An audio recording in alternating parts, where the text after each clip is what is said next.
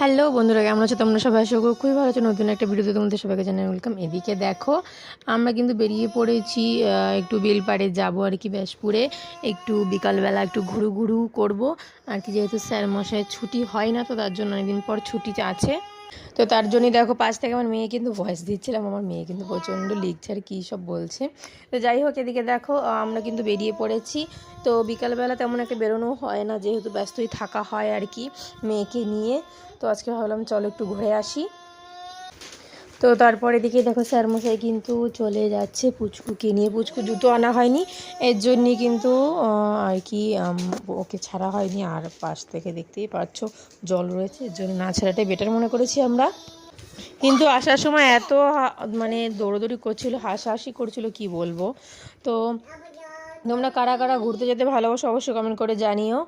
আর এই বিলটায় কারা কারা এসো তোমরা, অবশ্যই কারা কারা ব্যাসপুর থেকে অবশ্যই কমেন্ট করে জানিও। আমার চ্যানেলে যদি তোমরা নতুন হয়ে থাকো তো অবশ্যই সাবস্ক্রাইব করে পাশে থাকো। আর ভিডিওটা যদি ভালো লেগে থাকে তো অবশ্যই লাইক কমেন্ট অ্যান্ড শেয়ার করে দিও। আমার চ্যানেলে তোমরা কীরকম ভিডিও দেখতে পছন্দ করবে আর কি, তো জানাবে কমেন্ট করে। এদিকে দেখো আমার মেয়ে কিন্তু জলের মধ্যে পাথর কি বলতে মাটির দলা ফেলতে বলছিল, যাতে টুপ করে ওঠে, ভালো লাগে দেখতে আর কি। ওয়েদারটা তেমন ভালো ছিল না, আর আমরা বেরিয়েছিলাম প্রায় 5টারও পরে, সন্ধে সন্ধে লেগে গেছিলো, বেশিক্ষণ বসতেও পারিনি। তো ওইদিকেই আমিও ফেলছিলাম, যেহেতু আমার মেয়ে দুব্বো ঘাস দিচ্ছিলো, তো সেটাই তো আর ফেলা যায় না, ফেললে আর জলে তো অনেকটা জলে অতটা কিছু নড়ছিলও না জলটা। তো এদিকে দেখো স্যার মশাই বলছিল তোমরা কোথায় এসো, আমি বলছি হ্যাঁ আমরা হোটেলে এসেছি মুভি দেখতে। এই নিয়ে হাসি ঠাট্টা হচ্ছিল। তো সোনামাকে নিয়ে একটু ভিডিও করা আর কি।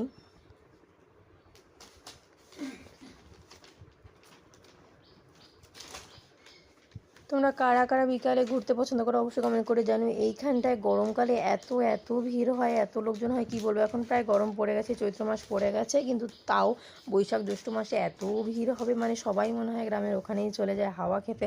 কিন্তু আমরা যেদিন গেছিলাম সেদিন হাওয়া যদিও ছিল না, আমার কিন্তু পাচ্ছিল প্রচণ্ড পরিমাণে ঘুম।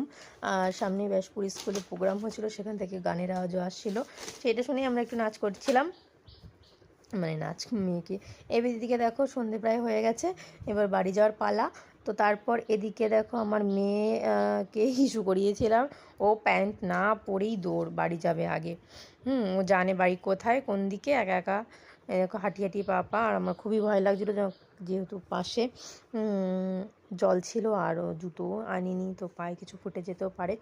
বারবার বলছিলাম দাঁড়াতে, তো দুষ্টু তো কথা শুনছিল না। তোর বাবাকে বললাম